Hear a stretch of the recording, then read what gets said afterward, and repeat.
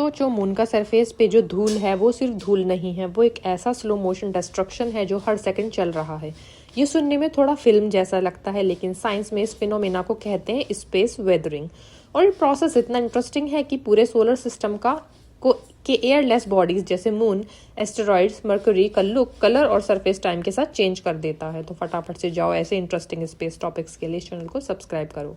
Space weathering क्या होता है? स्पेस वेदरिंग एक ऐसा नेचुरल प्रोसेस है जिसमें एयरलेस स्पेस ऑब्जेक्ट्स का सरफेस धीरे धीरे चेंज होता रहता है ड्यू टू सोलर विंड, सन से आने वाले चार्ज पार्टिकल्स या माइक्रो मेटेरॉइड इम्पैक्ट, छोटे छोटे स्पेस डस्ट पार्टिकल्स के टकराव और कॉस्मिक रेडिएशन। सिंपल वर्ड्स में, स्पेस में जो चीजें हवा से प्रोटेक्टेड नहीं होती हैं उनका सरफेस टाइम के साथ बर्न, डार्क और इरोड होता रहता है।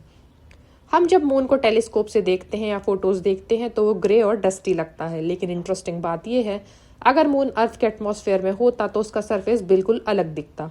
स्पेस वेदरिंग उसको ग्रेजुअली डार्क और रेडर बना देता है। मून के सरफेस पे जो सॉइल होती है उसको कहते हैं रेगोलिथ, और ये रेगोलिथ कंटिन्यूअसली स्पेस वेदरिंग से चेंज होती रहती है। Sun continuously charge particles, protons, electrons space में भेजता है, जिसे हम कहते हैं सोलर विंड। जब ये पार्टिकल्स मून या एस्टेरॉइड के सरफेस से टकराते हैं, सरफेस के एटम्स डिस्टर्ब हो जाते हैं, केमिकल स्ट्रक्चर चेंज होता है और सरफेस ग्रेजुअली डार्क हो जाता है। ये एक इनविजिबल सैंड पेपर इफेक्ट जैसे होता है जो स्लो मोशन में काम करता है। स्पेस में छोटे छोटे डस्ट पार्टिकल्स हमेशा हाई स्पीड पे ट्रेवल करते रहते हैं। जब ये किसी एयरलेस बॉडी से टकराते हैं, सरफेस मेल्ट या वेपोराइज होता है, ग्लास लाइक टाइनी पार्टिकल्स बन जाते हैं, क्रेटर्स और माइक्रो डैमेज होता रहता है। इस प्रोसेस से सरफेस पे एक थिन लेयर बन जाती है जो लाइट को अलग तरीके से रिफ्लेक्ट करती है।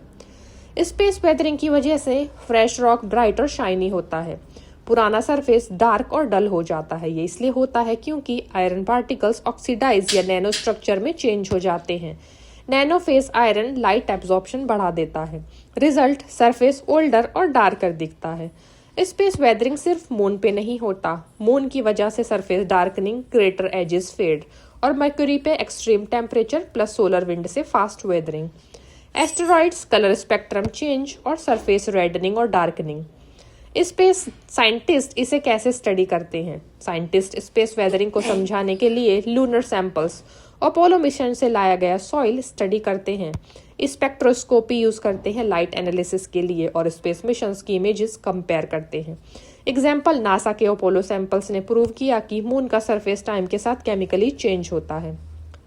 ये कॉन्सेप्ट फ्यूचर स्पेस एक्सप्लोरेशन के लिए बहुत इंपॉर्टेंट है।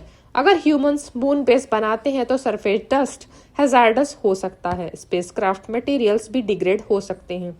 एस्टेरॉयड माइनिंग में सरफेस कंपोजिशन समझना जरूरी होगा, इसलिए साइंटिस्ट को पता होना चाहिए कि फ्रेश रॉक और विदर्ड रॉक में डिफरेंस क्या है।